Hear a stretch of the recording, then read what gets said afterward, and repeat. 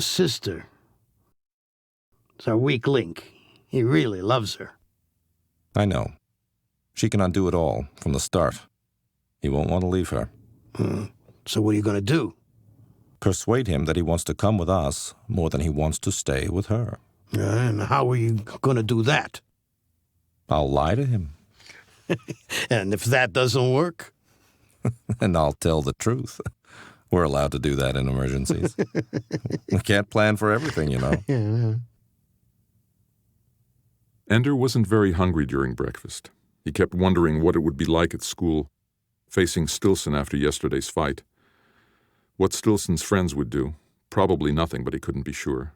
He didn't want to go. "You're not eating, Andrew," his mother said. Peter came into the room. "Morning, Ender. Thanks for leaving your slimy washcloth in the middle of the shower." "Just for you," Ender murmured. "Andrew, you have to eat." Ender held out his wrists, a gesture that said, "So feed it to me through a needle." "Very funny," Mother said. "I try to be concerned, but it makes no difference to my genius children."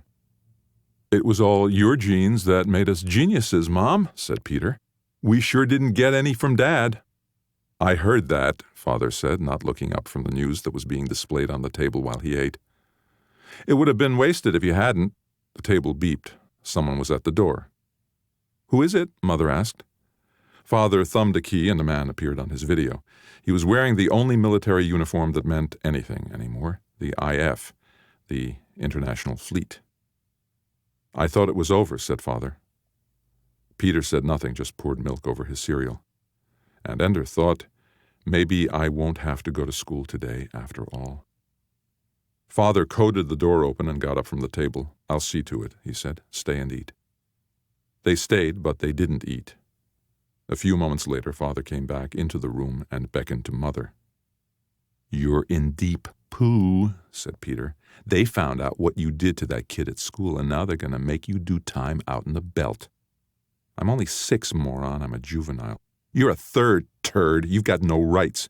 Valentine came in, her hair in a sleepy halo around her face. "Where's Mom and Dad? I'm too sick to go to school." "Another oral exam, huh?" Peter said. "Shut up, Peter," said Valentine. "You should relax and enjoy it," said Peter. "It could be worse. I don't know how. It could be an anal exam." "Yuck, yuck," Valentine said. "Where are Mother and Father?" "Talking to a guy from IF." Instinctively, she looked at Ender. After all, for years they had expected someone to come and tell them that Ender had passed, that Ender was needed. "That's right. Look at him," Peter said. "But it might be me, you know. They might have realized I was the best of the lot after all." Peter's feelings were hurt, and so he was being a snot as usual. The door opened. "Ender," said Father. "You'd better come in here." "Sorry, Peter," Valentine taunted. Father glowered. "Children, this is no laughing matter." Ender followed Father into the parlor. The IF officer rose to his feet when they entered, but he did not extend a hand to Ender. Mother was twisting her wedding band on her finger. "Andrew," she said, "I never thought you were the kind to get in a fight." "The Stilson boy is in the hospital," Father said. "You really did a number on him. With your shoe, Ender. That wasn't exactly fair." Ender shook his head. He had expected someone from the school to come about Stilson, not an officer of the fleet. This was more serious than he had thought, and yet he couldn't think what else he could have done. "Do you have any explanation for your behavior, young man?" asked the officer. Ender shook his head again. He didn't know what to say, and he was afraid to reveal himself to be any more monstrous than his actions had made him out to be. "I'll take it, whatever the punishment is," he thought. "Let's get it over with." "We're willing to consider extenuating circumstances," the officer said. "But I must tell you it doesn't look good. Kicking him in the groin, kicking him repeatedly in the face and body when he was down. It sounds like you really enjoyed it." "I didn't," Ender whispered. "Then why did you do it?" "He had his gang there," Ender said. "So?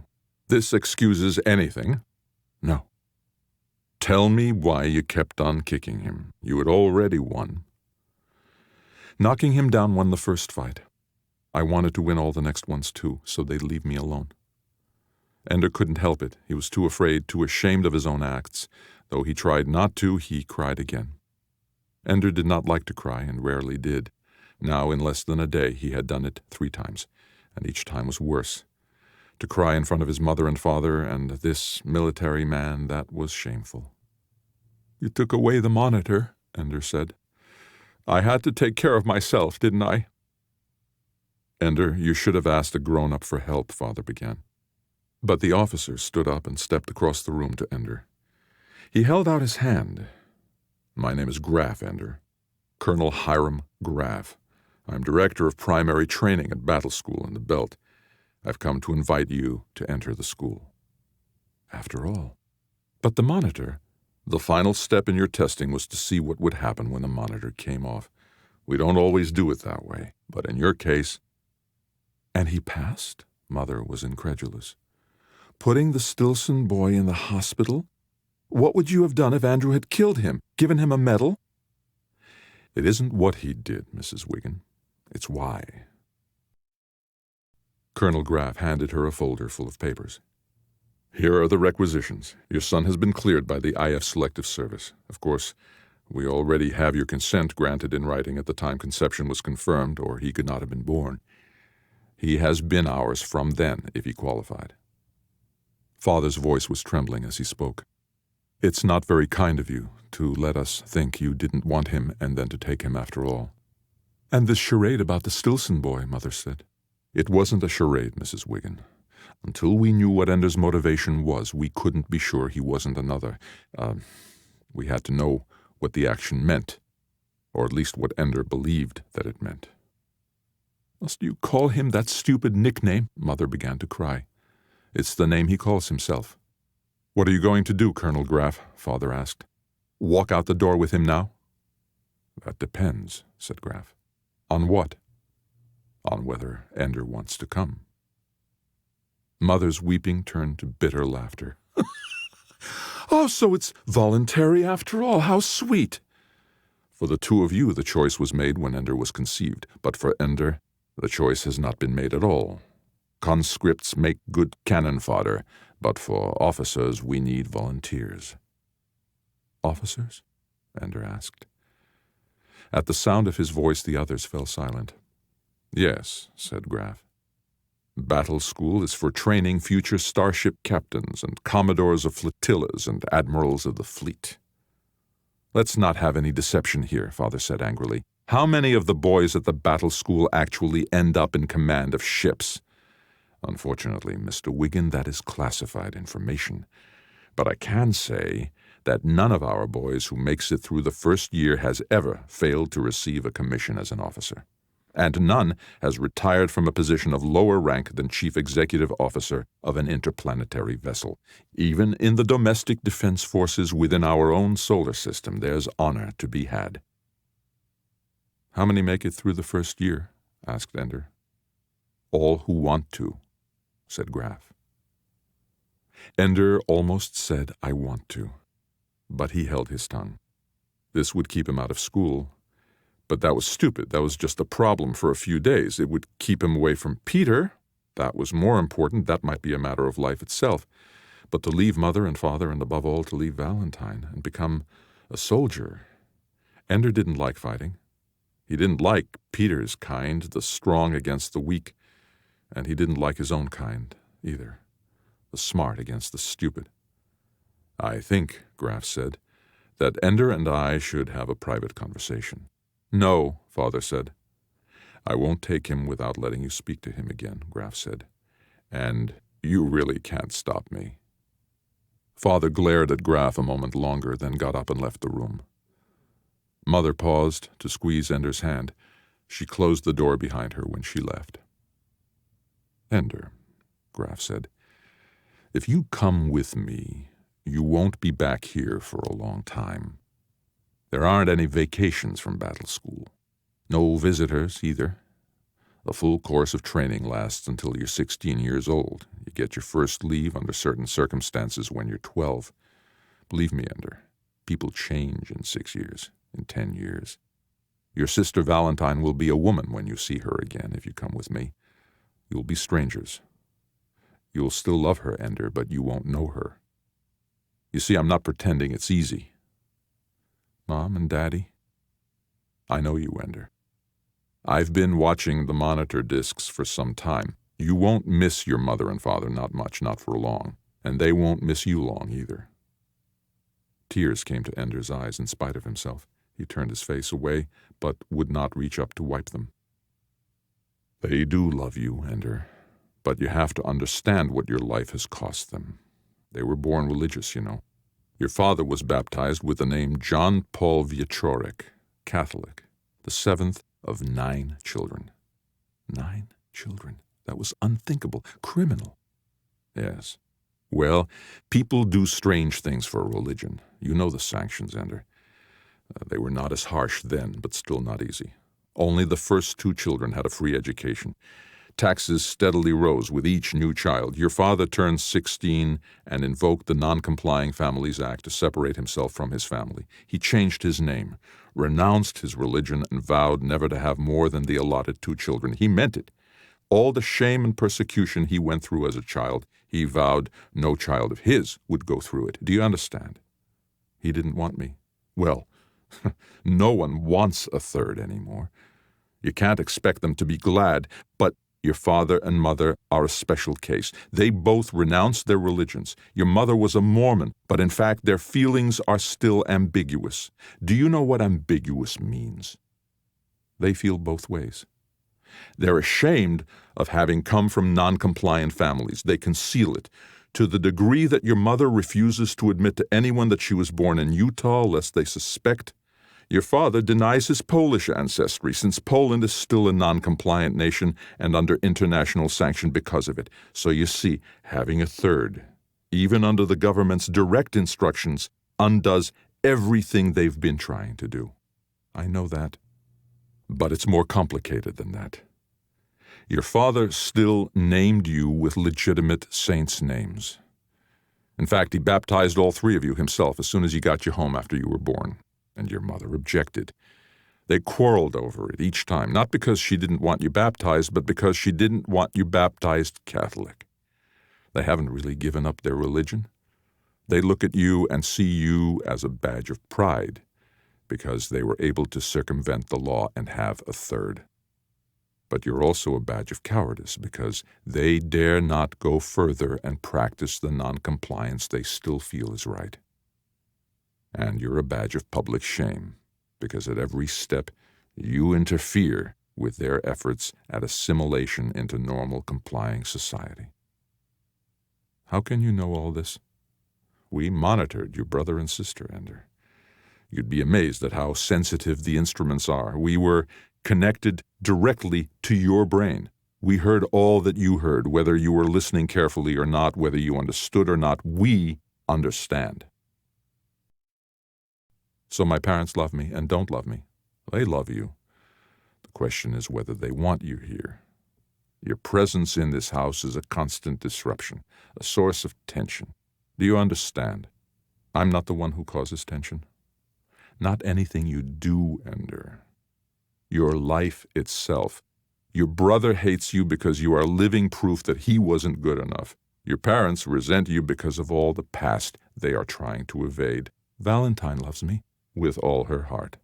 Completely, unstintingly, she's devoted to you, and you adore her.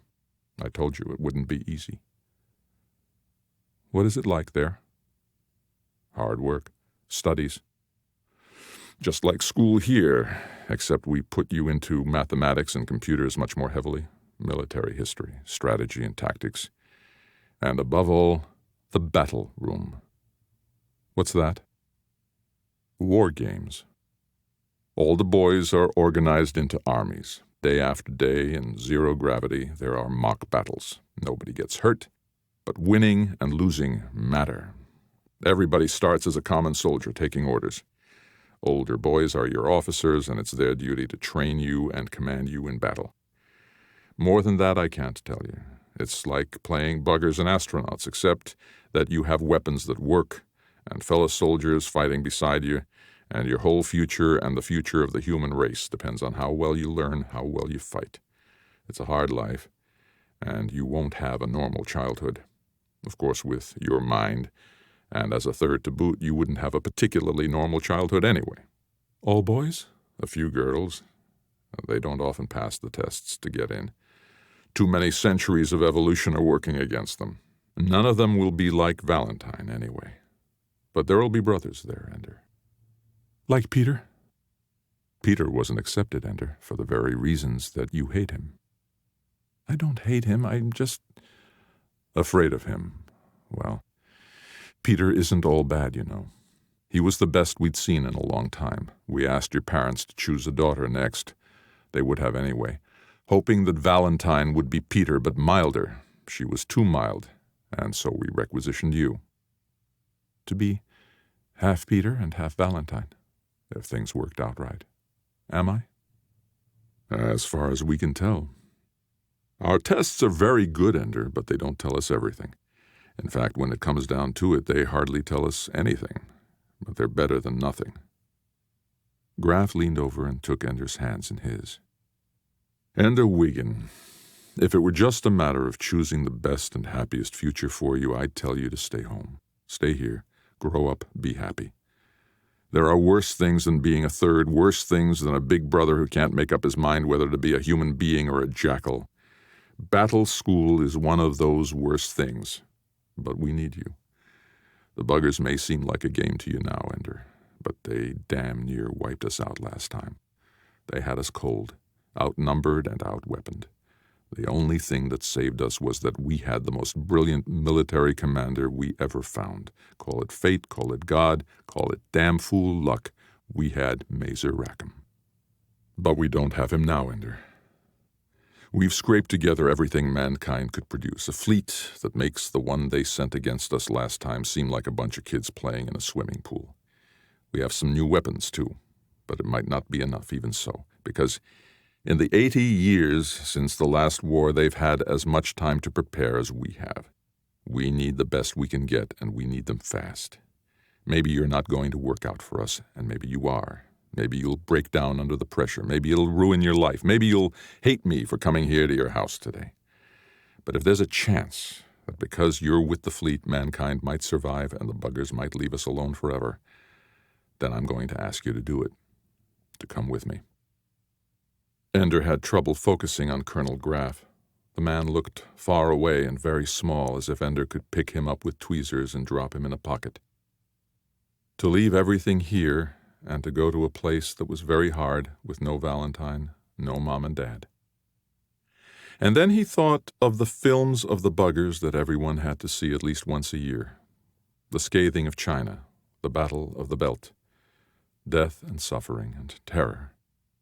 And Mazer Rackham and his brilliant maneuvers, destroying an enemy fleet twice his size and twice his firepower, using the little human ships that seemed so frail and weak, like children fighting with grown-ups. And we won. I'm afraid, said Ender quietly, but I'll go with you. Tell me again, said Graf. It's what I was born for, isn't it? If I don't go, why am I alive? Not good enough, said Graf. I don't want to go, said Ender, but I will. Graf nodded. You can change your mind. Up until the time you get in my car with me, you can change your mind. After that, you stay at the pleasure of the international fleet. Do you understand that? Ender nodded. All right, let's tell them. Mother cried. Father held Ender tight. Peter shook his hand and said, You lucky little pin-headed fart-eater. Valentine kissed him and left her tears on his cheek. There was nothing to pack, no belongings to take. The school provides everything you need, from uniforms to school supplies, and as for toys, well, there's only one game. Goodbye, Ender said to his family. He reached up and took Colonel Graf's hand and walked out the door with him. Kill some buggers for me, Peter shouted. I love you, Andrew, Mother called. We'll write you, Father said. And as he got into the car that waited silently in the corridor, he heard Valentine's anguished cry. Come back to me. I love you forever.